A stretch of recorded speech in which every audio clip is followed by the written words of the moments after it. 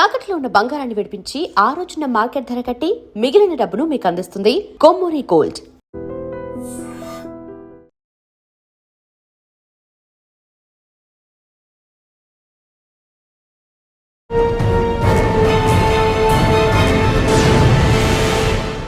Welcome to I dream.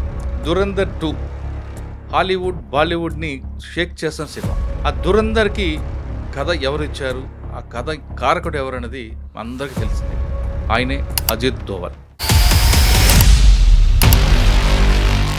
మన సైన్యానికి కావాల్సిన వ్యక్తి.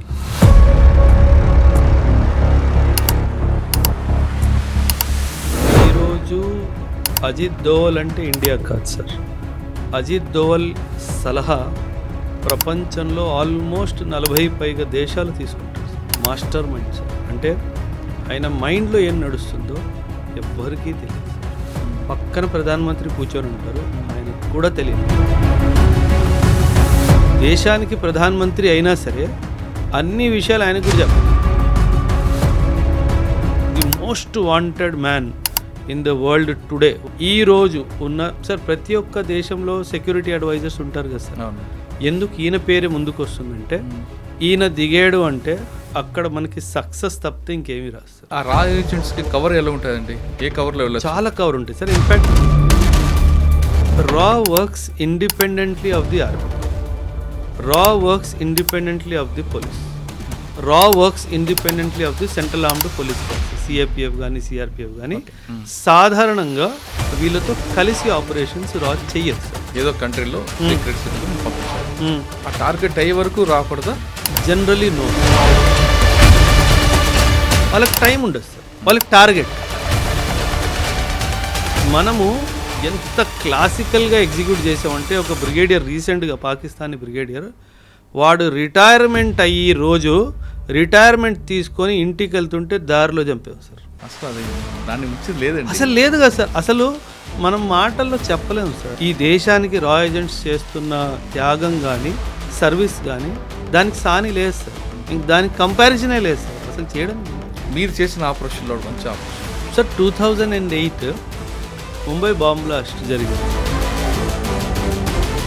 ఓవర్ నైట్కి వెళ్ళి దొంగచాటున బార్డర్ దగ్గర ఒక సర్వేలెన్స్ ఎక్విప్మెంట్ పెట్టాలి అంటే ఆషామాషి కాదు. First time. ఆ పోస్ట్ ఎక్కడది? రాజస్థాన్ బార్డర్. ఫస్ట్ టైం లైఫ్లో సార్ భయం అంటే ఎటో అర్థమైంది సార్. ఆ రోజు రాత్రి అమ్మ ఇంత భయంకరంగా ఉంటుందా ఎక్స్పీరియన్స్. అంటే మీరు డైరెక్ట్ ఫైరింగ్ రేంజ్లో ఉన్నారు సార్. వాడు మా అయితే ఒక్కసారి మిస్ అవుతాడేమో, రెండోసారి మిస్ అవుతాడు. ధైర్యంగా ఎనిమీ ఇన్ఫర్మేషన్ మూమెంట్స్లో ఏమన్నా మూమెంట్ ఉందా ట్రాక్ చేసి కమాండ్ పోస్ట్కి పంపించడం అన్నది చాలా డిఫికల్ట్ టాస్క్. సో ఆ రోజు ఫస్ట్ టైం నాకు అర్థమైంది అంటే చిన్న తప్పు జరిగితే చచ్చిపోతాము. ఆపరేషన్ సింధూర్ మాత్రం టాప్ కదండి. అంత పర్ఫెక్ట్ ప్రెసిషన్తో క్యారీ అవుట్ చేసిన ఆపరేషన్ ఏదైనా ఉంది అంటే అది ఆపరేషన్ సింధూర్. అందుకే పాకిస్తాన్ దగ్గర బ్రహ్మోస్కి జవాబే లేదు సార్. అండ్ ఎంత యాక్యురసీ అంటే సార్ 3 మీటర్స్ ఆ రేంజ్ లోపలనే అది యాక్యురేట్గా పడుతుంది sir. Welcome to iDream. Dhurandhar 2 Hollywood బాలీవుడ్ని షేక్ చేసిన సినిమా. ఆ దురంధర్కి కథ ఎవరు ఇచ్చారు, ఆ కథ కారకుడు ఎవరు అన్నది అందరికీ తెలిసిందే. ఆయనే అజిత్ దోవల్. మన సైన్యానికి కావాల్సిన వ్యక్తి. అటువంటి వ్యక్తి ఉండబట్టే ఈరోజు మనం సేఫ్గా ఉన్న విషయాన్ని ప్రతి ఒక్కరు గుర్తిస్తుంటారు, ముఖ్యంగా భారత సైన్యం.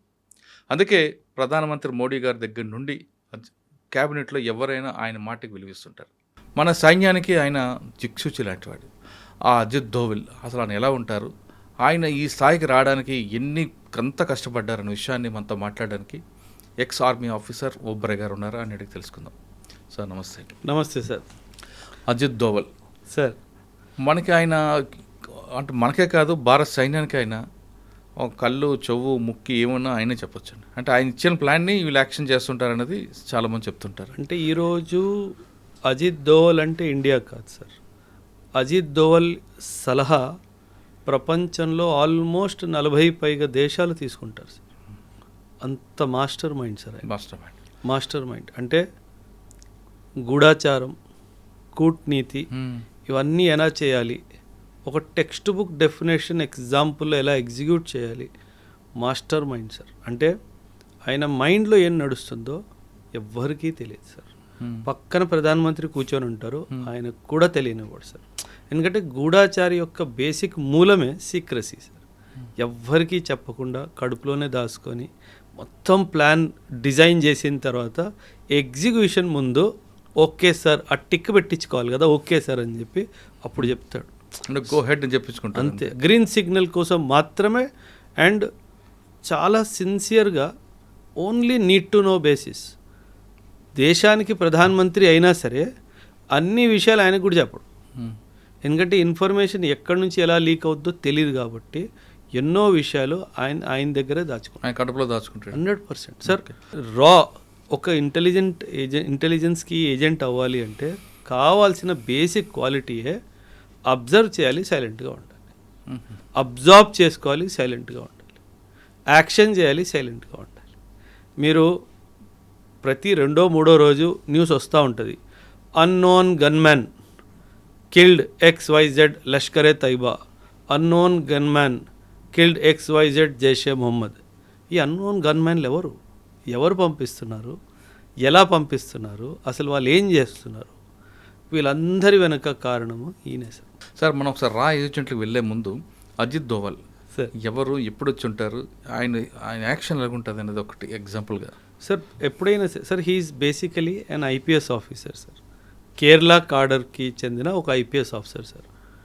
అప్పట్లో 1970s 80sలో కేరళలో జరుగుతున్న కమ్యూనల్ వైలెన్స్ని కూడా సింగిల్ హ్యాండెడ్గా కంట్రోల్ చేసిన వ్యక్తి.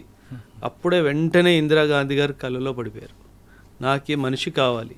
దేనికి కావాలి? నార్త్ ఈస్ట్ ఇన్సర్జెన్సీ చైనా వాడు చాలా ఇబ్బందులు క్రియేట్ చేస్తున్నాడు, వాళ్ళ యూనిటీని బ్రేక్ చేయాలి. ఆ యొక్క ఉద్దేశంతో ఆయన నార్త్ ఈస్ట్కి పంపించడం జరిగింది సార్. అజిత్ దోవల్ గారే లేకపోతే మన దేశంలో ఈరోజు నార్త్ ఈస్ట్ ఉండేదే కాదు సార్. ఎందుకంటే వాళ్ళు చాలా గట్టిగా ప్రిపరేషన్ చేసుకున్నారు.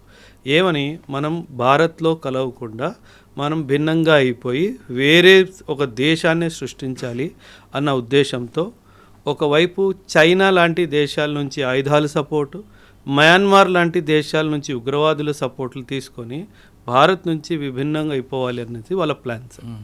ఈ ప్లాన్ అంతటిని విఫలం చేసింది అజిత్ దోవల్. ఈరోజు ఆ 7 సిస్టర్స్ అంటాం కదా సార్ మనము, ఆ 7 సిస్టర్స్ మన దేశంలో ఉన్నారు అంటే ఏకైక credit goes to Ajit Doval గారే సార్. అంటే ఈయన ఎలా అంటే సార్, మీరు గమనించుంటారు సార్, కొందరిలో కన్విన్సింగ్ స్కిల్స్ చాలా బాగుంటాయి. అంటే వాళ్ళు చెప్పింది మనకు వినేయాలనిపిస్తుంది, మనల్ని నమ్మేయాలనిపిస్తుంది. అంటే 2 పక్షాలని కూర్చోబెట్టి ఇద్దరికి అడ్వాంటేజ్గా చూపిస్తూ కానీ దేశాన్నే ప్రయారిటీగా పెట్టి కన్విన్స్ చేసే కెపాసిటీ ఆయనలో ఉంది సార్. అందుకే ఆయన్ని జేమ్స్ బాండ్ ఆఫ్ ఇండియా అని కూడా అంటారు sir. The most wanted man in the world today. World అంటున్నాను సార్, ప్రపంచంలోనే ఈరోజు ఉన్న సార్ ప్రతి ఒక్క దేశంలో సెక్యూరిటీ అడ్వైజర్స్ ఉంటారు కదా సార్. ఎందుకు ఈయన పేరే ముందుకు వస్తుందంటే ఈయన దిగాడు అంటే అక్కడ మనకి సక్సెస్ తప్పితే ఇంకేమీ రాదు సార్. ఆ సక్సెస్ని అలా డిజైన్ చేసుకొని రంగంలో దిగుతారు సార్. అది రష్యా కానివ్వండి, అది మిడిల్ ఈస్ట్ కానివ్వండి, అది యూరప్ కానివ్వండి, అది ఏ దేశమైనా కానివ్వండి సార్. ఈరోజు బంగ్లాదేశ్ కానివ్వండి, ప్రతి ఒక్క దేశంలో ఏం చేయాలి సార్. ఒకప్పుడు మీరు ఎన్నో దశాబ్దాలుగా న్యూస్ కవర్ చేస్తున్నారు సార్. ఒకప్పుడు యూరోపియన్ యూనియన్కి ఇండియా అంటే చాలా చులకన సార్. మిడిల్ ఈస్ట్ వాడు అసలు మాట్లాడేవాడే కాదు ఇండియాతో. ప్రతి దానికి పాకిస్తాన్ అని చెప్పి ఎగిరేవాడు. ఈరోజు ఏం జరిగింది సార్, ఈరోజు యూరోప్లో మనల్ని పిలుస్తారు యాజ్ VIP ట్రీట్మెంట్ ఇవ్వడానికి. మన ప్రధానమంత్రికి రెడ్ కార్పెట్ వెల్కమ్ దొరుకుతుంది. మీరు రీసెంట్గా చూశారు, నెదర్లాండ్స్ వాళ్ళు ఎప్పుడో ఏన్షియంట్ టైమ్స్లో మన ఇండియా నుంచి తీసుకెళ్ళిపోయిన మన యొక్క హిస్టారిక్ ఏవైతే ఆర్టిఫాక్ట్స్ ఉన్నాయో అవన్నీ మన దేశానికి తిరిగిస్తున్నారు. ఎందుకు సార్ ఇది ఎలా జరుగుతుంది అనుకుంటున్నారు? ఇదంతా కూటనీతి సార్. దీని వెనుక చాలా డిప్లొమసీ ఉంటుంది.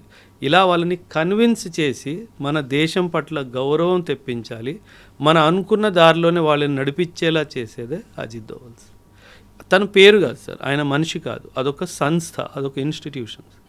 అది మనం గుర్తుపెట్టుకోవాలి. సార్ అంత రియాలిటీగా అంత దీంట్లో అంటే ఆయన ట్రైనింగ్ నుంచి వచ్చిందా లేదా మీరు చెప్పిన కేరళలో సంఘటనలు ఆ విధంగా ఆయనకి కరడు కట్టిన గూఢచారుగా తయారు చేశారు?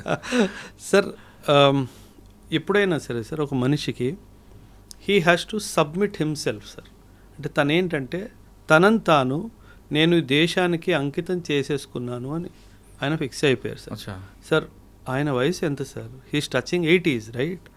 80లో ఉన్నారు ఆయన. మనకి 40లోనే ఆయాసం వస్తుంది, ఓ 4 గంటలు ఎక్స్ట్రా పని చేస్తే నిద్ర కావాలి అని మన శరీరం అడుగుతుంది. అలాంటిది మీరు ఊహించండి సార్, మీ ఇంట్లో 80 ఏళ్ళ తాత ఏం చేస్తున్నాడు, పడుకుంటారు. 80 ఏళ్ళ అజిత్ దోవల్ ఏం చేస్తున్నాడు? ఆయన ఫీల్డ్లో ఉంటున్నాడు. అది తేడా సార్. అది అంటే ఆయన బాడీ మైండ్ అంతా కూడా దేశం కోసం అనేది సార్ అది డివైన్ బ్లెస్సింగ్ సార్. నేను ఇలాంటి బ్లెస్సింగ్స్ ఇద్దరిలో చూశాను సార్. ఒకటి డాక్టర్ రంగరాజన్ గారిలో చూశాను సార్, మన ఎకానమిస్ట్ డాక్టర్ సి రంగరాజన్ గారు, ఆయనలో చూశాను. అజిత్ దోవల్ గారిలో కూడా చూశాను సార్. రంగరాజన్ గారు కూడాను ఆయన నడిచే ఓపిక లేదు, నిల్చునే ఓపిక లేదు, కానీ స్టేజ్కి వెళ్ళి ఎకనామిక్స్ మాట్లాడినప్పుడు 40 నిమిషాలు 45 నిమిషాలు కదలకుండా మాట్లాడతారు. అదేవిధంగా అజిత్ దోవల్ గారు కూడా అంత వయసు అయిపోయినా సరే సార్ వరల్డ్ ట్రావెల్స్, మీటింగ్స్ తర్వాత మీటింగ్స్ సార్. అది మనం ఒక చిన్న కంపెనీ నడపడానికే స్ట్రెస్ అయిపోతాం సార్. ఈ లావాదేవీలు చూసుకోవడానికి ఒక 10 మంది పని మనుషులు ఉంటారు, వాళ్ళని హ్యాండిల్ చేసుకోవడానికి మనకు స్ట్రెస్ వచ్చేస్తుంది అంటారు. ఆయన దేశాన్ని హ్యాండిల్ చేస్తున్నాడు కదా సార్. ఆ వయసులో అంత స్ట్రెస్ తీసుకుంటూ అసలు ఉఫ్ అనకుండా పనిచేస్తున్నారు. ఏనాడు అంటే నేను అంటే ఆయన్ని చాలా దగ్గరగా చూశాను సార్. ఇక్కడ అంటే ఆయన్ని దగ్గరగా చూడడం అంటే కొన్ని ఆపరేషన్స్లో జాయింట్గా మాకు బ్రీఫింగ్స్ జరుగుతున్నప్పుడు I was present there sir. అంటే ఆయన ఎంత సైలెంట్ పర్సన్ అంటే సార్, మనకి జనరలీ అలవాటు ఉంటుంది, మనం లొడలొడ వాగేస్తాం సార్. ఆయన అది కాదు సార్. ఆయన ప్రతిదీ గమనిస్తాడు. అంటే మనిషిని గమనిస్తాడు, మనిషి మాటని గమనిస్తాడు, మనిషి మైండ్లో నడుస్తున్న ఉద్దేశాన్ని గమనిస్తాడు. ఇప్పుడు మనకి రాయసీనా డైలాగ్ అని చెప్పి ఒక ప్లాట్ఫామ్ ఉంది సార్. ఆ రాయసీనా డైలాగ్స్లో వీళ్ళు ఏం చేస్తారంటే ప్రతి పెద్ద పెద్ద దేశాలకి చెందిన డిఫెన్స్ హెడ్స్ని, వాళ్ళ నేషనల్ సెక్యూరిటీ అడ్వైజర్ అందరిని పిలుస్తారు సార్. పిలిచి ఏం లేదు మీటింగ్ పెడతాడు సార్. ఈయన కెపాసిటీ ఏంటంటే ఒక మనిషి ఏదో మాట్లాడుతున్నాడు కానీ మైండ్లో ఏం జరుగుతుందో అది రీడ్ చేసే కెపాసిటీ ఉంది సార్. మైండ్ రీడ్ చేసేస్తాడు సార్. మాట్లాడుతుంది ఒకటి, బుర్రలో నడుస్తుంది ఇంకోటి, అది పట్టేసుకుంటాడు, అది రాసుకుంటాడు. ఆయన మాట్లాడిన దాంతో ఆయనకి సంబంధం లేదు, అది ఆయన చెప్పాలనుకుంటున్నాడు, ఏదైతే దాయాలనుకుంటున్నాడో అది రాసుకుంటాడు. Okay, he's planning for this. So అలాంటి ట్రైనింగ్ తీసుకున్న తర్వాతనే ఆయన అలా సార్. ఇప్పుడు ఆయనకు ఒక టీం ఉంటుంది, ఆ టీంను కూడా ఇదే విధంగా ట్రైనింగ్ ఇచ్చారు ఆయన. 100% మీరు చెప్తున్నట్లుగా ఇప్పుడు మాట్లాడేది ఒకటి, మైండ్లో ఏముంది అన్నది సార్ మనం సార్ అందరూ అర్జునులు అవ్వలేరు కదా సార్. ద్రోణాచార్య వారు అందరికీ ట్రైనింగ్ ఇచ్చారు, కానీ అర్జునుడు ఒక్కడే కదా సార్. సో మన దేశానికి అర్జునుడు అజిత్ దోవల్ సార్. ఆయన్ని మీ దగ్గరగా అంటే ఆయన ఆపరేషన్లో మీరు ఉన్నారు కాబట్టి ఒక ఆపరేషన్ చెప్పండి. అంటే ఆయనతో ఆపరేషన్ అని కాదు సార్, లైక్ ఫర్ ఆయన డైరెక్షన్లో అండర్స్టాండింగ్ సార్. మనం 1970sలో దేని గురించి మాట్లాడతాం సార్ అంటే రా గురించి మాట్లాడతాను సార్ నేను. ఇప్పుడు ఆయన ఎగ్జాక్ట్గా చెప్పాలంటే ఆయన కాంట్రిబ్యూషన్ పాకిస్తాన్లో ఒక చాలా పెద్ద కీలకమైన ఒక ఆపరేషన్ సార్. పాకిస్తాన్ న్యూక్లియర్ వెపన్ని తయారు చేసుకుంటుందా లేదా, ఇది ప్రశ్న సార్. ఈ ప్రశ్నకి మన భారతదేశానికి జవాబు కావాలి. ఎవరిని డైరెక్ట్గా అడిగితే చెప్పలేరు కదా సార్, ఎవరు చెప్పరు కూడా కదా సార్. దాన్ని పట్టుకోవాలి. ఎలా పట్టుకోవాలి? పాకిస్తాన్లో ఎంటర్ అవ్వాలి. సో ఈయన ఒక టీంని తయారు చేసుకొని పాకిస్తాన్లో ఎంటర్ అవ్వడం జరుగుతుంది సార్. పాకిస్తాన్లో ఒక ప్లేస్ కహూతా అని చెప్పి ఒక ప్లేస్ సార్. ఆ కహూతా అనే ప్లేస్లో వీళ్ళు న్యూక్లియర్ ఎక్స్పెరిమెంట్ చేస్తున్నారు ఒక ప్రిమైసిస్లో. ఇప్పుడు న్యూక్లియర్ ఎక్స్పెరిమెంట్ జరుగుతుందంటే సాధారణంగా లోపల ఎవ్వరికి వెళ్ళడానికి వీలు ఉండదు సార్, అనుమతి ఉండదు. కాకపోతే కనుక్కోవాలి ఏం జరుగుతుందో.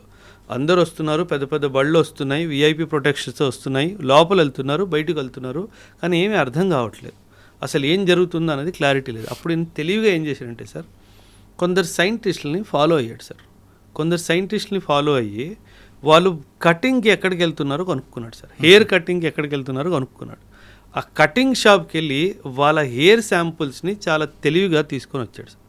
ఎప్పుడైనా సరే సార్ న్యూక్లియర్ ఎక్స్పెరిమెంట్ జరుగుతున్న స్థలంలో మనం ఉంటే గనక మన స్కిన్, మన బాడీ, మన హెయిర్ ఫాలికల్స్ మీద న్యూక్లియర్ ఎనర్జీకి రేడియేషన్కి సంబంధించింది అలా ఉండిపోతుంది. వాటిని ఇండియాకి తిరిగి పంపించి నిజంగా దీంట్లో రేడియేషన్ ఎలిమెంట్ ఉందా అని కనుక్కున్నాం సార్. అప్పుడు మనకు తెలిసింది ఏంటంటే అవును, ఈ కహుతా అనే స్థలంలో పాకిస్తాన్ వాళ్ళు న్యూక్లియర్ వెపన్ని తయారు చేసుకోవడానికి అంత రీసెర్చ్ జరుగుతుంది అని చెప్పి. అప్పట్లో మొరార్జీ దేశాయ్ గారు మన ప్రైమ్ మినిస్టర్ అనమాట.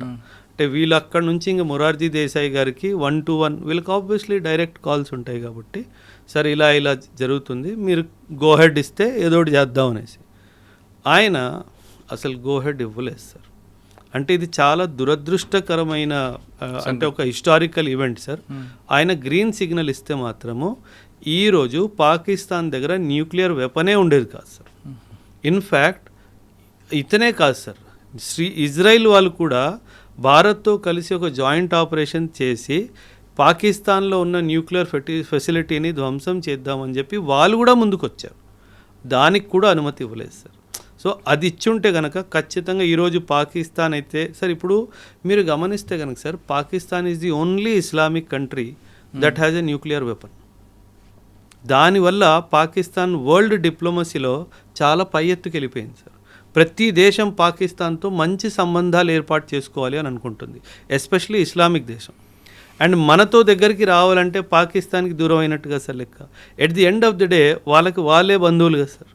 సో వాళ్ళు పాకిస్తాన్ వాళ్ళకి చాలా అవసరమైన దేశం అనమాట. సో ఆ డైమెన్షన్లో మనం మిడిల్ ఈస్ట్లో పెనిట్రేట్ చేయలేకపోతున్నాం, ఎందుకంటే ప్రతి చోట పాకిస్తాన్ అడ్డొస్తుంది కాబట్టి. అండ్ మన న్యూక్లియర్ పాలసీ న్యూక్లియర్ అంబ్రెల్లా ఇస్తాను వేరే దేశానికని ఒప్పుకోవచ్చు సార్.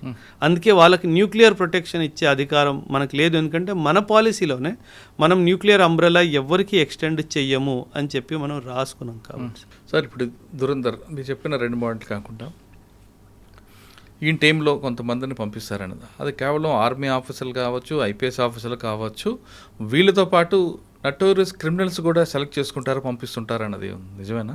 100% సార్. జనరలీ ఏం చేస్తారంటే సార్, అంటే before I talk anything sir, ఒక ఏమంటారు డిస్క్లైమర్ సార్ మీ ఆడియన్స్కి. పబ్లిక్ డొమైన్లో లేని ఇన్ఫర్మేషన్ గురించి నేను మాట్లాడను సార్. ఏదైతే కాన్ఫిడెన్షియల్ నేచర్ ఉంటుందో అది నేను చెప్పను సార్. సో నేను చెప్పిన దానివల్ల ఏ కాన్ఫిడెన్షియాలిటీ లీక్ అవ్వదు సార్, ఎందుకంటే ఆల్రెడీ అది పబ్లిక్ డొమైన్లో ఉన్న విషయం అంతే మాట్లాడుతాను, దాని మించి మాట్లాడను సార్.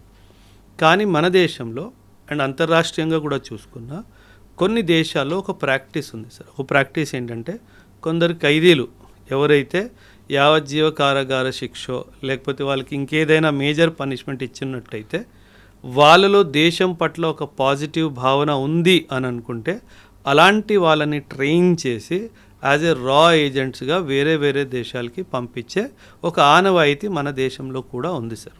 మన దేశంలో కూడా ఉంది. సో ఖచ్చితంగా దురంధర్ సినిమాలో మీరు అన్నట్టుగా చూపించింది అది వాస్తవం సార్, అది వాస్తవం. కానీ ఒక విషయం సార్, రా ఏజెంట్ అంటే దురంధర్ అంటే అది సినిమా కాబట్టి కొంచెం డ్రామటైజ్ అవుతుంది సార్. అంటే యాజ్ ఎ బాడీ బిల్డర్ చూపించడం అదంతా జరుగుతుంది, కానీ రా ఏజెంట్ అది కాదు సార్. రా agents are trained on close quarter battle. అంటే 1-to-1 ఫిస్ట్ ఫైట్ ఎలా చేయాలి, ఎలా క్లీన్గా ఎటువంటి శబ్దం కానీ ఎటువంటి అటెన్షన్ రాకుండా ఒక మనిషిని ఎలా క్లియర్ చేయాలి, ఇవన్నీ నేర్పిస్తారు sir. In fact Israeli martial arts Krav Maga అని ఉంటుంది సార్. ఆ క్రఫ్ మాగా టెక్నిక్స్ కూడా మన రా ఏజెంట్స్కి నేర్పిస్తారు. ఏంటంటే క్రఫ్ మాగా అంటే? Krav Maga is a close quarter battle sir. అంటే అవి ఎన్నో మార్షల్ ఆర్ట్స్ని మిక్స్ చేసి ఒక ఏజెంట్కి ఎలాంటి ఏమంటారు క్లోజ్ క్వార్టర్ బ్యాటిల్లో అటాక్ చేసే టెక్నిక్స్ ఉంటాయో అవన్నీ నేర్పిస్తారు sir. So that is the most deadliest what you call attack techniques in the world sir today.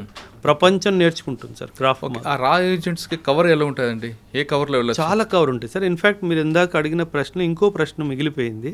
Like మీరు అన్నారు ఐపీఎస్ ఆఫీసర్లు ఉంటారా, ఆర్మీ వాళ్ళు ఉంటారా అన్నట్టుగా. సార్ యాక్చువల్లీ మీరు ఒక విషయం అర్థం చేసుకోండి సార్, రా works independently of the army, రా works independently of the police, రా works independently of the central armed police force, CAPF కానీ సిఆర్పిఎఫ్ కానీ. సాధారణంగా వీళ్ళతో కలిసి ఆపరేషన్స్ రా చెయ్యదు సార్. కానీ ఆ ఏజెన్సీలో వీళ్ళు మీకు చెప్పిన ముగ్గురు ఏజెన్సీ కూడా వెళ్తుంటారు, డిప్యుటేషన్ వెళ్తుంటారు కదా. వెళ్తారు, అదే చెప్తున్నాను సార్. ఒకవేళ ఒక ఆర్మీ నుంచి ఒక ఆఫీసర్ని డెప్యుటేషన్కి రాలో పంపిస్తే అప్పుడు అతను రా మనిషి, ఆర్మీ మనిషి కాదు సార్. అవును, ఎందుకంటే కమాండ్ అండ్ కంట్రోల్ అంతా వీళ్ళ దగ్గరే ఉంటుంది sir. The research and analysis wing వాళ్ళ దగ్గరే ఉంటుంది. కాబట్టి ఎప్పుడైతే డెప్యుటేషన్కి ఇప్పుడు నన్నే ఆర్మీ నుంచి అందులో పంపించారు అనుకోండి సార్, అప్పుడు నన్ను ఆర్మీ రోల్స్ నుంచి తీసేస్తారు సార్. నేను రా రోల్స్కి వెళ్ళిపోతాను కాబట్టి అది రా ఆపరేషనే అవుతుంది సార్. అండ్ వీళ్ళకి ఏంటంటే sir, because information is highly confidential nature కదా సార్, వేరే డిపార్ట్మెంట్తో కోఆర్డినేషన్ చేస్తే అది ఇన్ఫర్మేషన్ లీక్ అయ్యే ఛాన్స్ చాలా ఎక్కువగా ఉంటుంది సార్. సో అందుకని అది వాళ్ళు షేర్ చెయ్యరు sir. And yes, IPS officers కానీ అంటే ఐపీఎస్ ఆఫీసర్స్ అతి ఎక్కువగా ఫీల్డ్ ఆపరేషన్స్కి వెళ్ళకపోవచ్చు సార్. జనరల్లీ ఫీల్డ్ ఆపరేషన్స్ వాళ్ళని కింద నుంచే తయారు చేస్తారు ఎందుకంటే IPS is a very big asset for the nation. ఆయన ఏమన్నా పట్టుకుంటే దొరికిపోతే చాలా డిప్లొమాటిక్ ప్రాబ్లమ్స్ వస్తాయి. ఎందుకంటే ఆయన ఐడెంటిటీ చాలా ఈజీగా తెలిసిపోతుంది, ఈ was an ex IPS officer అని చెప్పి. సో అలా కాకుండా ఒక చాలా నార్మల్ ఒక వ్యక్తి, సాధారణమైన వ్యక్తిని పట్టుకొని ఆయన కొన్ని విషయాలు చూస్తారు సార్. సాధారణంగా మనం ఏమనుకుంటామంటే సార్, రాకి నేను అప్లై చేశాను, నేను రాలో జాయిన్ అయ్యాను అని మనం అనుకుంటాం సార్. కానీ నిజం అది కాదు సార్. రా మిమ్మల్ని అప్లై చేసేలాగా చేస్తుంది సార్. అంటే రా వాళ్ళు మిమ్మల్ని తీసుకోవాలి అని ఫిక్స్ అయ్యారు అనుకుందాం సార్, మాకు మురళీ గారు కావాలి అని అనుకున్నాను సార్. ఆల్మోస్ట్ ఒక సంవత్సరంన్నర మిమ్మల్ని అబ్జర్వ్ చేస్తారు సార్. మీ మొత్తం అకౌంట్స్ అన్నీ హ్యాక్ అయిపోతే మీకు అసలు ఏం తెలియదు.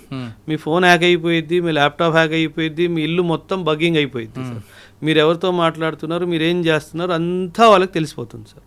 ఇక్కడ ఐడియా ఏంటంటే మురళీ గారి వీక్నెస్ ఏంటి పట్టుకోవాలి. మురళీ గారి వీక్నెస్ డబ్బా, మురళీ గారి వీక్నెస్ అమ్మాయా, మురళీ గారి వీక్నెస్ ఇంకేమైనా హోదానా, ఇవన్నీ తెలుసుకుంటారు. అచ్చా, ఈ మనిషికి ఇలాంటి వీక్నెస్ ఏమీ లేవు అండ్ దేశం పట్ల ఒక మంచి పాజిటివ్ మైండ్ సెట్ ఉంది అని అనిపిస్తే అప్పుడు మీ ద్వారానే వాళ్ళు అప్లికేషన్ పెట్టిస్తారు. ఎలా అంటే ఏవైతే రాకి సంబంధించిన పోస్టులు అవన్నీ ఉంటాయో అవి మీకు రీడైరెక్ట్ అవ్వడం స్టార్ట్ అవుతాయి డిజిటల్ సోర్స్ నుంచి. మీరేమనుకుంటారు, నేనే అప్లై చేసానేమో అనుకుంటారు, కానీ అది రా వాళ్ళే పంపిస్తారు, మీరు అప్లై చేస్తారు. సో ఆ తర్వాత ట్రైనింగ్ ఆల్మోస్ట్ 1.5 to 2.5 years కూడా జరుగుతుంది సార్. ఎక్కడ ఉంటుందండి? Multiple locations. అది కాన్ఫిడెన్షియల్ సార్, అది మనం చెప్పడానికి వీల్లేదు. అంటే అందులో చాలా ఉంటాయి విషయాలు. అందులో ఫర్ ఎగ్జాంపుల్ మిమ్మల్ని ఆఫ్ఘాన్ సెక్టర్కి తయారు చేస్తున్నారు అనుకుందాం సార్. ఆ Murali sir has been identified, తెల్లగా ఉంటాడు, బాగానే ఉంటాడు, గడ్డం మీసం వచ్చేస్తే ఆఫ్ఘానీ వాళ్ళ అనిపిస్తే మురళీ సార్ని ఆఫ్ఘనిస్తాన్ అని డిసైడ్ చేశారనుకోండి. Afghanistan geography, Afghanistan history, Afghanistan culture, Afghanistan language, Afghanistan food habits మొత్తం మీకు నేర్పిస్తారు సార్. ఆ డ్రెస్సింగ్ స్టైల్ నుంచి అన్నీ మీకు నేర్పిస్తారు. సో ఈ ప్రాసెస్ అంతా ఆల్మోస్ట్ 2.5 years పడుతుంది. అంటే మనం రిక్రూట్ చేసాము, 10 రోజులు ట్రైనింగ్ ఇచ్చేసాము, పంపించేసాము, అలా ఉండదు సార్. ఈజీగా 1.5 to 2.5 years ఆఫ్ టైం పడుతుంది సార్ మిమ్మల్ని ఇండక్ట్ చేసే ముందు. సో అందువలన ఎప్పుడైనా గుర్తుపెట్టుకోవాలి సార్, రా ఏజెంట్ ఒక దేశంలోకి ఎంటర్ అయ్యాడు అంటే ఇంకా ఇటువైపు నుంచి జీరో కాంటాక్ట్ అటువైపు నుంచే రావాలి తప్ప ఇటువైపు నుంచి ఎప్పుడు కాంటాక్ట్ అవ్వదు. కానీ ఇంకో విషయం, ఎక్కడైతే మన రా ఏజెంట్ని ప్లాంట్ చేస్తారో ఆయన మీద కన్నేసి ఉంచడానికి ఇంకొకరిని ప్లాంట్ చేస్తారు. ఎందుకంటే డబుల్ ట్యాప్ అయ్యే అవకాశం ఉంది సార్. మనం మన మనిషి అని చెప్పి పంపించాము, మన మనిషి అక్కడ వెళ్ళి వాళ్ళ మనిషి అయిపోతే మన మీద ఏమన్నా జరిగితే అది ఇబ్బంది ఉంటుంది కదా సార్. సో ఖచ్చితంగా ఆయన మీద కన్నేసేవాడు ఉంటాడు, ఆయన మీద కన్నేసేవాడు మూడోవాడు ఉంటాడు. సో ఇలా ఒక రింగ్ లాగా అయిపోతుంది. సో ఒకరి మీద ఒకరు కన్ను పెట్టుకొని ఉంటారు సార్. ఇప్పుడు ఫస్ట్ రింగ్ వెళ్ళాడు అనుకోండి. అవును సార్. ఆయనకు 2 years ట్రైనింగ్ ఇచ్చారు, అసలు ఆయన కంప్లీట్గా డెడికేట్గా దేశం కోసం వెళ్ళిపోయాడు. అంటే దానికి ఒక టైం బాండ్ ఉంటుందా? 8 సంవత్సరాలు ఈ ఆపరేషన్ టార్గెట్ కంప్లీట్ రావాలని, అంటే ఈ 2 సంవత్సరాలు 3 సంవత్సరాలు టార్గెట్ అయ్యే వరకు ఈ ఫ్యామిలీని పూర్తిగా మర్చిపోవాలా? ఇంకా అంటే ఫ్యామిలీ ఆ డైమెన్షనే లేదు సార్, అసలు ఆలోచనలోనే మైనస్ సార్. కానీ అప్పటికే పెళ్ళి ఉంది అనుకోండి, పిల్లలు ఉంటారు కదా, ఇంకా పని మీద వెళ్ళాను అంతే సార్. అంతే గవర్నమెంట్ పని మీద ఆఫ్ఘనిస్తాన్ వెళ్తున్నాను, లేదా గవర్నమెంట్ పని మీద ఫ్రాన్స్ వెళ్తున్నాను. ఫ్రాన్స్ అని చెప్పి ఆఫ్ఘనిస్తాన్ వెళ్ళొచ్చు, ఆఫ్ఘన్ అని చెప్పి శ్రీలంక వెళ్ళొచ్చు. అంతే చెప్పడానికి వీల్లేదు, ఎందుకంటే అక్కడ వాళ్ళ ఇంట్లో కూడా బగ్గు ఉంది. అవును, నువ్వేం చెప్తున్నావో, నువ్వు ఇంట్లో వాళ్ళకి సార్, ఇఫ్ యు ఆర్ ఎ రా ఏజెంట్, నీ మైండ్లో ఏం జరుగుతుందో పాలిగ్రాఫిక్ టెస్ట్ చేసుకొని తెలుసుకుంటాడు. మీరు అబద్ధం చెప్పడానికి కూడా వీల్లేదు కాబట్టి sir because national secret is in your hand. So zero error syndrome sir, అసలు జీరో ఎర్రర్ కూడా మనం అసలు ఒప్పుకోవడానికి వీల్లేదు. సార్ ఆ విధంగా ట్రైనింగ్ తీసుకున్న తర్వాత ఏదో స్టేట్ కంట్రీకి పంపారు, అక్కడ కవర్ ఏదో డ్రైవర్ గానో లేదంటే బ్యాంక్ ఆఫీసర్ గానో ఏదో ఒకటి ఇస్తారు. Sir cover could be beggar also, మాది beggar. Cover could be politician also. అదే మన దురంధర్ సినిమా టైప్లో 100%. సార్ ఇజ్రాయిల్ వాడు యూనో మిడిల్ ఈస్ట్ కంట్రీస్లో వాళ్ళు స్పైలా పంపించిన వాళ్ళు దేశానికి రాష్ట్రపతులు అయిపోవాలా, అంత బాగా కవర్ చేస్తారు వాళ్ళు. So don't think that spy అనగానే బిచ్చగాడ్లా ఉంటాడు, స్పై అనగానే డ్రైవరు కూలోళ్ళ పనిచేస్తాడు, కుక్లా పనిచేస్తాడు. Not necessarily. A high ranking official can also be are agent. వచ్చా యా అది మనం ఎప్పుడైనా సార్ పాకిస్తాన్ అనుకుందాం సార్ ఫర్ ఎగ్జాంపుల్. వాళ్ళకి ఏముంది సార్, కక్కూర్తనం, డబ్బుల కోసం దేశాన్ని అమ్మేసే జాతి వాళ్ళది. సో కొన్ని డబ్బులు వాళ్ళ మొహన్ పడేస్తే వాడు ఏమైనా చేస్తాడు కదా సార్. అదే నన్ను ఎమ్మెల్యే చేయొచ్చు, ఎంపీ ఏమైనా చేయొచ్చు, మిమ్మల్ని రాష్ట్రపతి చేసేస్తారు, మిమ్మల్ని ప్రధానమంత్రి చేసేస్తారు. అందులో ఏముంది సార్, వాళ్ళు డబ్బుల కోసం ఏమైనా చేయడానికి సిద్ధంగా ఉన్నారు సార్. సో మన దగ్గర డబ్బుకి దేవుడి దేవాల లక్ష్మీదేవి కటాక్షంగా మనకి ఏ తక్కువ లేదు దేశానికి. సో హ్యాపీగా ఎవరిని సార్ ఆ విధంగా ఒక టార్గెట్ ఇచ్చారనుకోండి, మనకి ఏదో కంట్రీలో సీక్రెట్స్ కోసం పంపించారు, ఆ టార్గెట్ అయ్యే వరకు రాకూడదా? Generally no sir. ఇన్ఫ్యాక్ట్ ఒక్కొక్కసారి ఏమవుతుందంటే సార్, ఆ టార్గెట్ అయిపోయిన తర్వాత కూడా అడిషనల్ టాస్క్ కూడా ఇచ్చే అవకాశం ఉంది సార్. అంటే ఇప్పుడు ఫర్ ఎగ్జాంపుల్ ఒక ఏజెంట్ని ఒక లష్కరే తైబాకి చెందిన ఒక కమాండర్ని ఎలిమినేట్ చేయడానికి పంపించారు, రైట్ సార్. వీడు చాలా ఎక్సలెంట్గా ఒక 6 నెలలు 8 నెలలు టైం తీసుకొని వాడు మూమెంట్ అంతా ట్రాక్ చేసి అసలు జీరో ఎర్రర్ తోటి వాడిని ఎలిమినేట్ చేయడం జరిగింది సార్. ఈ గన్మెన్ ఎపిసోడ్స్ నా బుర్రలో ఎన్ని ఎంటుకలు ఉన్నాయో దానికంటే ఎక్కువ ఉన్నాయి సార్. సో ఇప్పటికొచ్చి వాస్తవం సార్, ఒక్క ప్లాన్ ఒక్క ఆపరేషన్ ఫెయిల్ అవ్వలేదు సార్. ఏనాడైనా గన్మెన్ దొరికిపోయాడా అని విన్నారా సార్? లేదు, ఉంటుంది. సమస్య లేదు సార్, అది ఏ కంట్రీలో ఉండదు, అది ఫుల్ ప్రూఫ్ సార్ అది. ఎందుకంటే వీళ్ళు చాలా ఎందుకంటే మీరు అన్నట్టు మీరు టైమ్స్ లైక్ వాళ్ళకి టైం ఉండదు సార్, వాళ్ళకి టార్గెట్. నీకు టార్గెట్ ఇచ్చాను, ఈ పాకిస్తానీ బ్రిగేడియర్ వీడు 1999 వార్లో మన దేశానికి అన్యాయంగా ఇచ్చేసాడు, ఇంతమంది సైనికుల్ని చంపించింది వీడిని ఎలిమినేట్ చేయాలి, నీ టార్గెట్ టైం తీసుకో. సో మనము ఎంత క్లాసికల్గా ఎగ్జిక్యూట్ చేసామంటే, ఒక బ్రిగేడియర్ రీసెంట్గా పాకిస్తానీ బ్రిగేడియర్ వాడు రిటైర్మెంట్ అయ్యి రోజు రిటైర్మెంట్ తీసుకొని ఇంటికి వెళ్తుంటే దారిలో చంపాం సార్. అంటే వాడిని చంపాలి, అది ఫిక్స్. వాడి ఇంటికి వెళ్తే ఆ రోజు సాయంత్రం వాడు retirement end as a brigadier. వాడి ఇంటికి వెళ్ళే ముందు వాడిని చంపాం సార్, వాడి ఇంటి గుమ్మం ముందు చంపేవాడు. అది రా సార్. ఓకే, ఆ టార్గెట్ అయిపోయిందండి, మీరు చెప్పిన టాస్క్ క్లోజ్. నెక్స్ట్ అడిషనల్గా యాడ్ అవుతుందా, లేదు వాళ్ళు తిరిగి బ్యాక్ టు హోమ్కి వచ్చి? జనరల్లీ ఏమవుతుందంటే సార్, ఇది అక్కడికి వెళ్ళి కిలో బియ్యం తీసుకురా కాదు కదా sir. It's a very highly stressful task sir. సాధారణంగా పిలిపించేస్తారు సో దట్ ఒక 2 months 3 months ఫ్యామిలీతో టైము కొంచెం కూల్ డౌన్ అయ్యి. ఎందుకంటే సార్ బీయింగ్ ఎ రా agent is not being a chef in a hotel. It is not that work sir.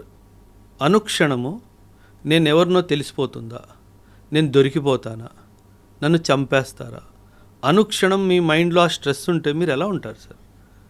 మనము only మనం చేస్తున్న పిచ్చి పని కూడా స్ట్రెస్ తీసేసుకుంటాం. జస్ట్ ఇమాజిన్, మీరు స్టూడియోకి వస్తున్నారు, స్టూడియోలో ఎవరోడో నా కోసం కాసుకొని కూర్చొని ఉంటాడు, వాడు నన్ను ఈరోజు వేసేస్తాడు అనిపిస్తే మీరు ఎంత ఫ్రీ మైండ్తో ఉండగలరా సార్? ఉండలేవు. Imagine somebody 8 months 10 months 12 months 14 months 2 years ఆ స్ట్రెస్ని తట్టుకోకుండా ఎవ్వరికీ దొరకకుండా అక్కడ కూర్చొని ఆపరేషన్ ఎగ్జిక్యూట్ చేస్తే జనరలీ మనం తిరిగి పిలిపించేస్తాం. ఒకటి అప్రిసియేషన్ కోసం పిలుస్తాం, రెండోది రెస్ట్ అండ్ రికూప్ అంటారు సార్. ఆ రెస్ట్ అండ్ రికూప్ కోసం కూడా సాధారణంగా పిలిచేస్తాం. కాకపోతే మోటివేషన్ లెవెల్ ఈ ఏజెంట్స్ ఎలా ఉంటుందంటే, సార్ వాడితో పాటు వాడిని కూడా చూశాను, నాకు కొంచెం టైం ఇస్తే వాడిని కూడా వేస్తా, అక్కడ నుంచి వస్తుంది సార్. సార్ అది అల్టిమేట్ కిక్ కదా సార్. మన దేశానికి హాని చేసిన వాడిని చంపడంలో వచ్చే కిక్ ఇంకేం కిక్ ఉంది సార్? అవసరం లేదు. వాడంతా పోతుంది. వాడిని నేను ఈరోజు వేసేసాను అన్న అనుభవము వాడిలో ఉన్న అలసట అంతా ఒక 5 seconds వ్యానిష్ అయిపోయింది. So that is how the entire scheme of రా ఏజెంట్స్ వర్క్ సార్. అక్కడికి వెళ్ళాక మీరు చెప్పినట్లుగా అసలు అందరూ దిగితే ఇంకా మజా వేరుంటుంది సార్. అంటే ఇంకా వాళ్ళు అహర్నిశలు దేశానికి వాళ్ళని వాళ్ళు సమర్పితం చేసేసుకున్నారు సార్. అంటే సార్ చూడండి, అంటే దాంట్లో రిటైర్మెంట్ అని ఉండదు. అదే చెప్తున్నాను సార్. అంత చూడండి సార్, సూపర్. ఒక సైనికుడు దేశాన్ని సేవ చేస్తూ ప్రాణాలు కోల్పోతే ఒక మార్టైర్ అని చెప్పి న్యూస్ పేపర్లో పెద్ద పెద్ద పొలిటీషియన్స్, పెద్ద పెద్ద సమాజానికి చెందిన వాళ్ళు వెళ్ళి వాళ్ళ రెస్పెక్ట్స్ వాళ్ళు ఇస్తారు. కానీ ఒక సైలెంట్గా ఒక ఏజెంట్కి ఏమైనా అయితే అసలు మావాడు కాదనేస్తారు కదా సార్. అంటే మన దేశము మనల్నే కాదు అని అనేస్తుంది, అయినా సరే మనం మన దేశం కోసం పోరాడాలి. ఆ ఆలోచన రావాలి అంటే మీరంతా కమిటెడ్గా ఉండాలి సార్. అసలు అది దాన్ని మించింది లేదండి, అసలు లేదు కదా సార్. అంటే మన అందరికీ ఒక రికగ్నిషన్ మనకు పురుగు ఉంటుంది.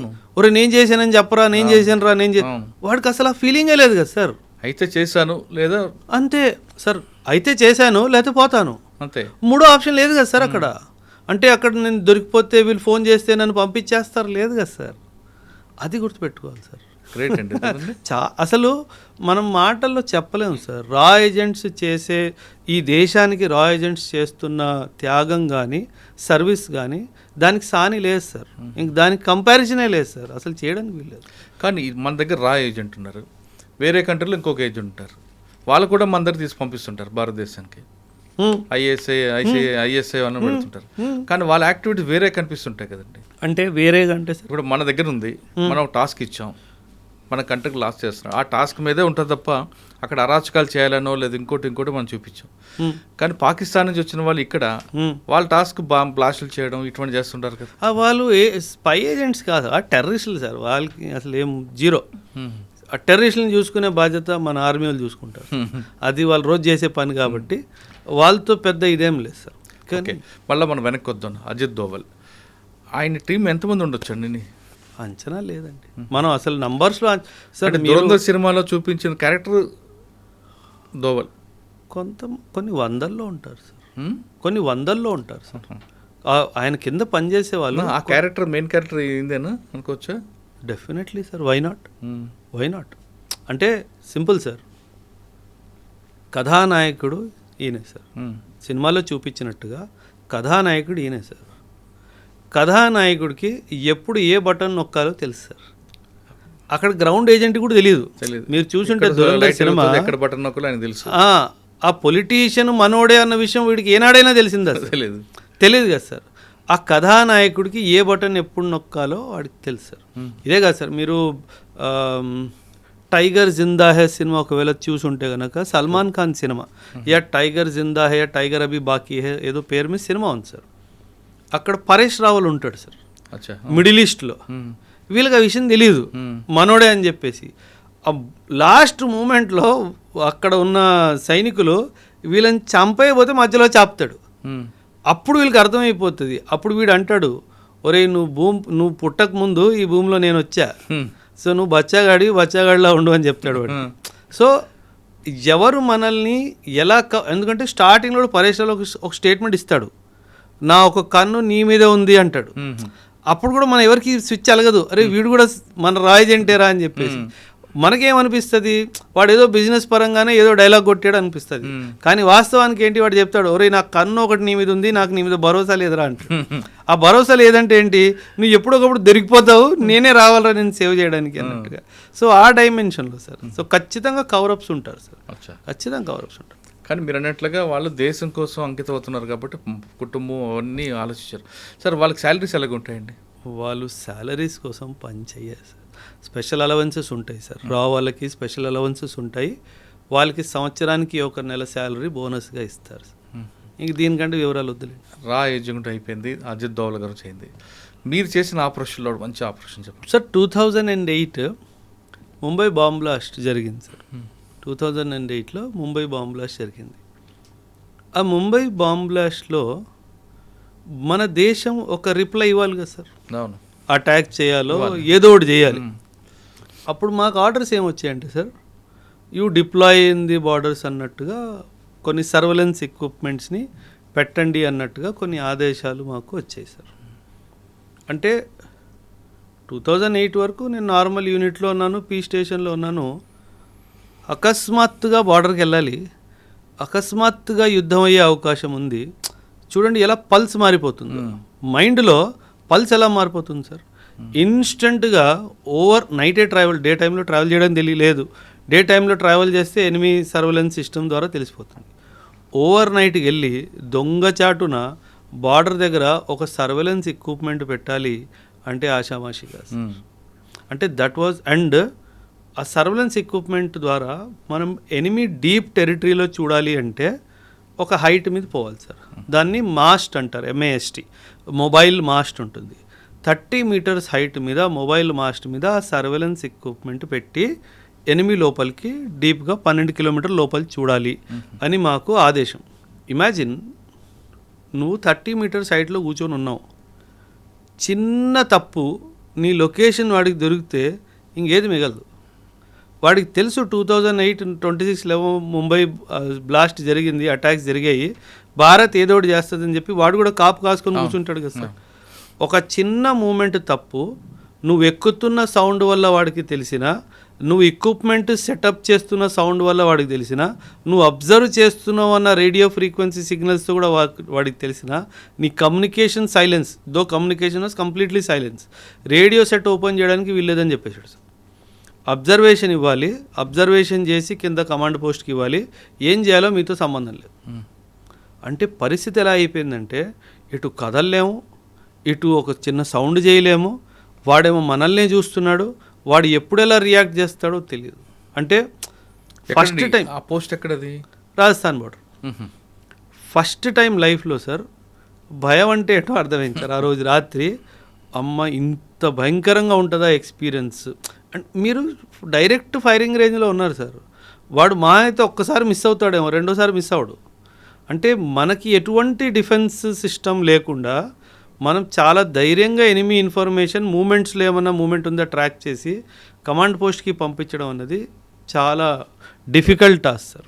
సో ఆ రోజు ఫస్ట్ టైం నాకు అర్థమైంది, అంటే చిన్న తప్పు జరిగితే చచ్చిపోతాము అంటే ఎంత సీరియస్నెస్గా చేయాలి. అంటే సార్ మన బాడీలో ఒక చిన్న షైనింగ్ ఐటమ్, ఆ పెన్ను పెట్టుకున్నా సరే ఆ పెన్ను షైన్ అయింది అనుకోండి, ఏమంటారు కనిపించింది అనుకోండి రాత్రిలో, బుల్లెట్ అటే వస్తుంది.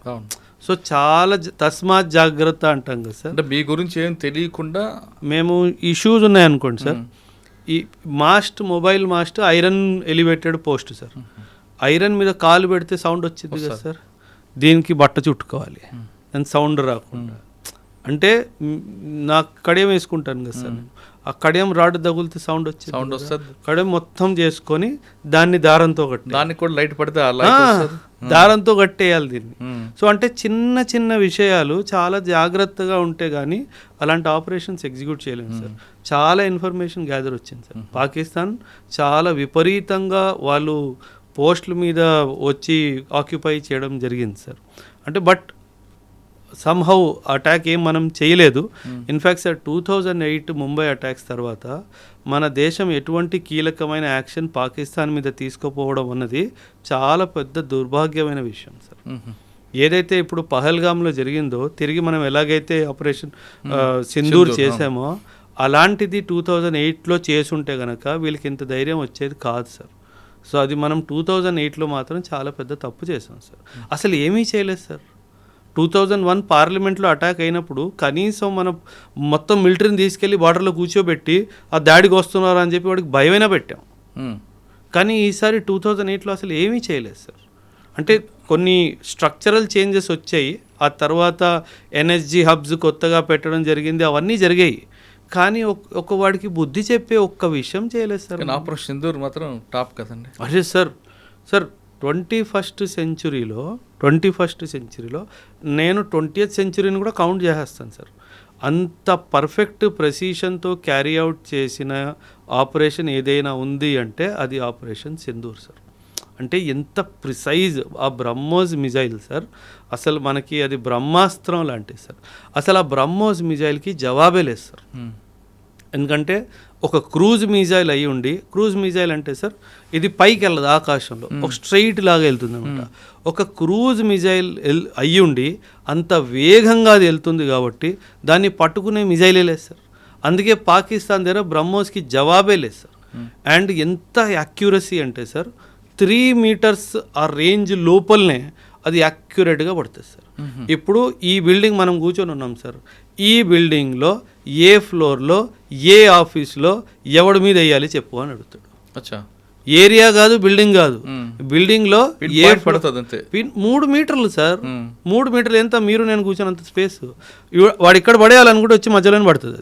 అది మీ మీద పడదు, నా మీద పడదు. అంత ఎక్సలెంట్ అక్యురసీతో మనం తయారు చేసాం సార్. ఇప్పుడు మీరు వినుంటే గనక పాకిస్తాన్లో ఎయిర్ బేసెస్ మీద మనం అటాక్ చేసాము. మీరు గుర్తుంటే ఎయిర్ బేస్ మీద అటాక్ చేసాము. వాళ్ళు ఆ ఎయిర్ బేస్ కింద కమాండ్ పోస్ట్ తయారు చేసుకున్నారు సార్. ఎన్ని మీటర్లు? ఆల్మోస్ట్ 200-250 ఫీట్ కింద ఉంది ఆ యొక్క న్యూక్లియర్ కమాండ్ పోస్ట్.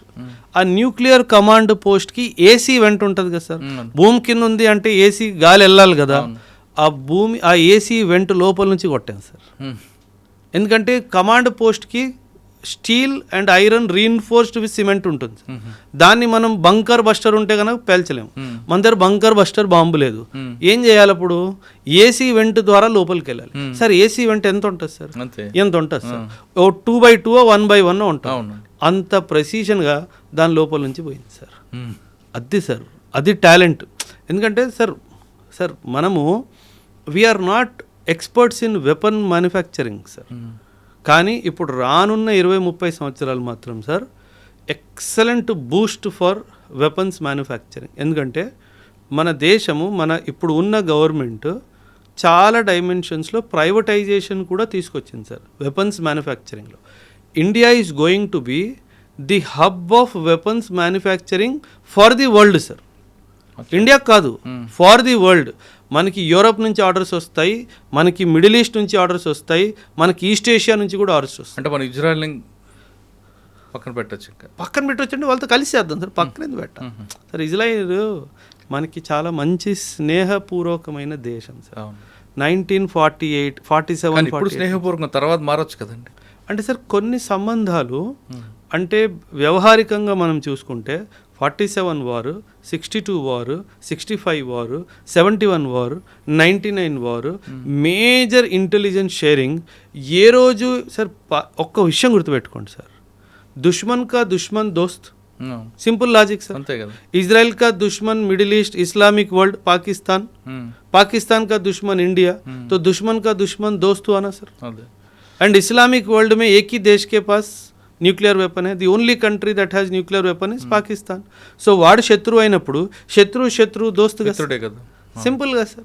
అసలు మనకి ఇజ్రాయిల్కి భేదాలు వచ్చే అవకాశమే లేదు సార్. అంటే ఎన్నటికీ ఈ రిలేషన్షిప్ పాడవ్వదు సార్. ఎందుకంటే మనం గతంలో కూడా చూసుకున్నా సరే సార్, జ్యూస్ ఎవరైతే ఉన్నారో మనం హిస్టరీ చరిత్ర మొత్తం తీసేసినా ఈ భూమి మీద 193 దేశాలు ఉన్నాయి సార్. 193 దేశాల్లో కేవలం ఒక్క దేశము, నా భారతదేశము, జ్యూస్ని ఏ రోజు మనం ఇబ్బంది పెట్టలేదు, చంపలేదు సార్. అందుకే జ్యూస్ వాళ్ళు ఈరోజు కూడా వాళ్ళ పిల్లలకి ఏం నేర్పిస్తారంటే, మాకేమైనా అయిపోయినా ఇరాన్ లాంటి దేశం మా మీద న్యూక్లియర్ బాంబు వేసినా మీకు ఇంకొక ఇల్లు ఉంది, అదే మన భారతదేశము అని చెప్తారు. చూడండి, ఒక దేశము వాళ్ళ పిల్లలకి ఏం నేర్పిస్తుంది? మాకేమన్నా అయిపోయినా మీరందరూ సురక్షితంగా భారత్ వెళ్ళిపోవాలి, అక్కడ మీకు ఆశ్రయం దొరుకుతుంది. సరే, ఈరోజు ఉన్న పరిస్థితుల్లో ఎవడైనా ఇంత క్లారిటీగా వాళ్ళ పిల్లలకి చెప్పే దమ్ము ఎవరికైనా లేదు sir. That is the greatness of my country. Okay sir, మళ్ళీ ప్రజెంట్లోకి వద్దామండి. ఇటీవల బెంగాల్లో బీజేపీ గెలవడం అంత రాజకీయ కోణంలో చూస్తున్నారు తప్ప మన దేశానికి ఎంత సెక్యూరిటీగా వచ్చిందన్న విషయాన్ని కొంతమంది గమనించట్లేదండి. అక్కడ చికెన్ నెక్ ఆ పాయింట్ని కాపాడడంలో గత ప్రభుత్వం విఫలమైంది. ఇప్పుడు బీజేపీ ప్రభుత్వం వచ్చింది కాబట్టి ఖచ్చితంగా దాని మీద ఎక్కువ ఫోకస్ ఉంది. ఎందుకంటే దాని మీద మన గ్రిప్ కోల్పోతే చైనా నుంచి కానీ భూటాన్ నుంచి కానీ వేరే వేరే కంట్రీస్ అంతా లోపలికి వస్తారు. అది పాకిస్తాన్ కూడా మరో కారిడార్ అవుతుంది అన్నది చాలామంది అంటుంటారు. అది వాస్తవం కాదు. అసలు ఆ చికెన్ నక్కింది సార్. అసలు ఆ సిలిగురి నేను బెంగాలే కదా సార్, అస్సాం కూడా మాట్లాడుతాను.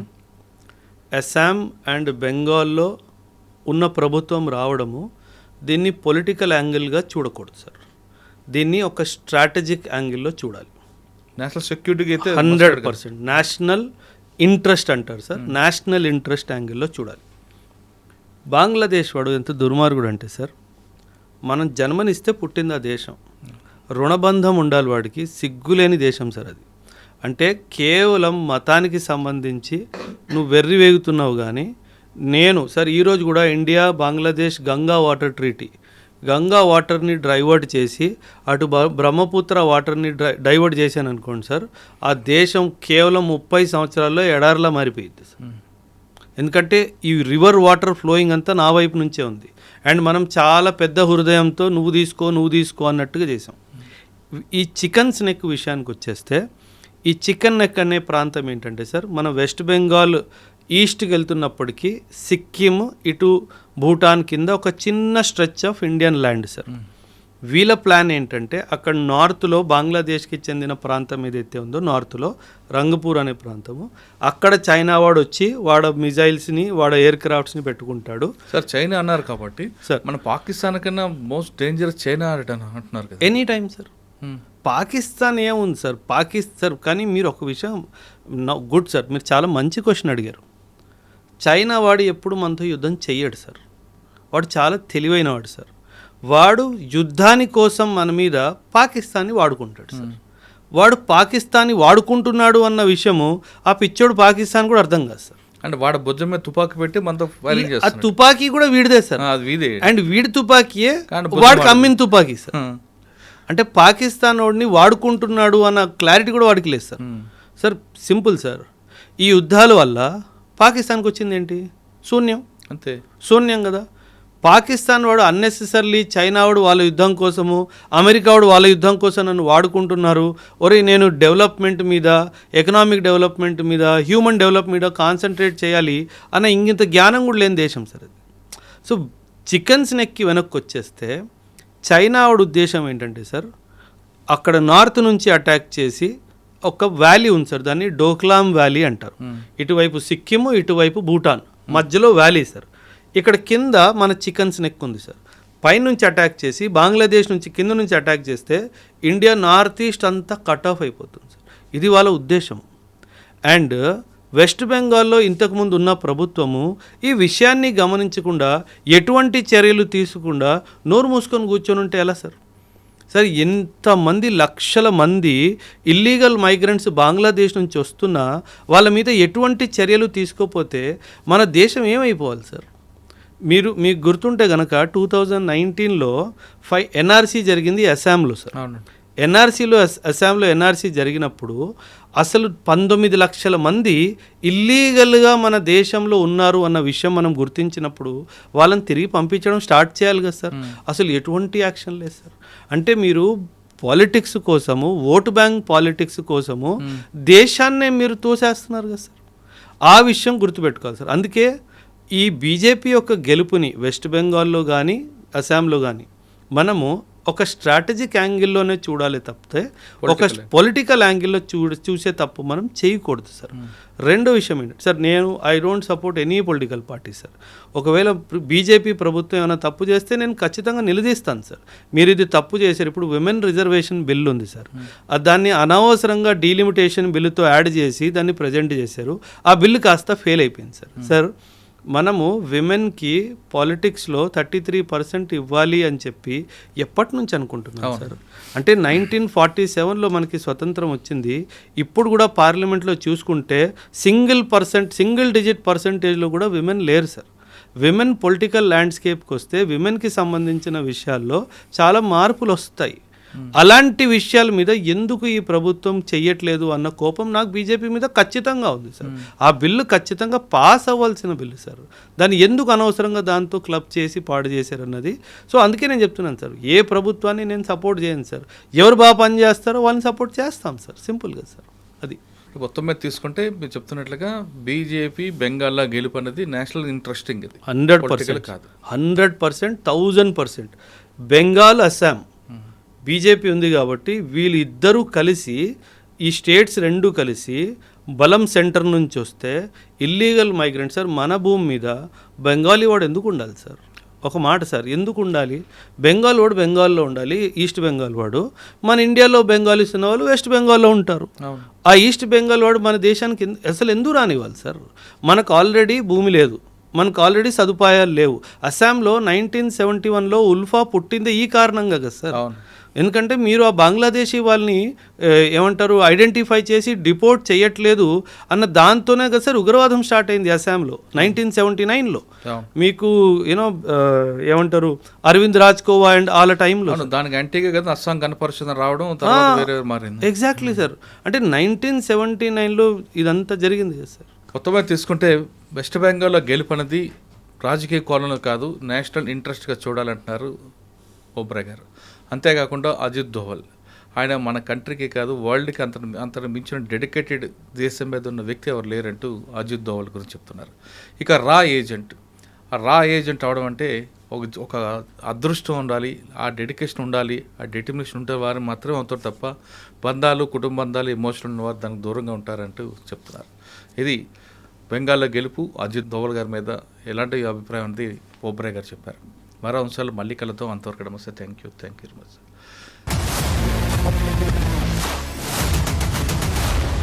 I dreams, this police diaries is something very, very valuable towards that. I must really appreciate Murali, your insights. I Dreams founder and CEO Chinna Vasudev Reddy గారితోని మురళీధర్ క్రైమ్ స్టోరీస్ చాలా famous అయిపోయినాయి. Gautam Savan garu and Satyanar sir. Good. Well done. I congratulate him for doing so well, and I congratulate him his boss also. So well.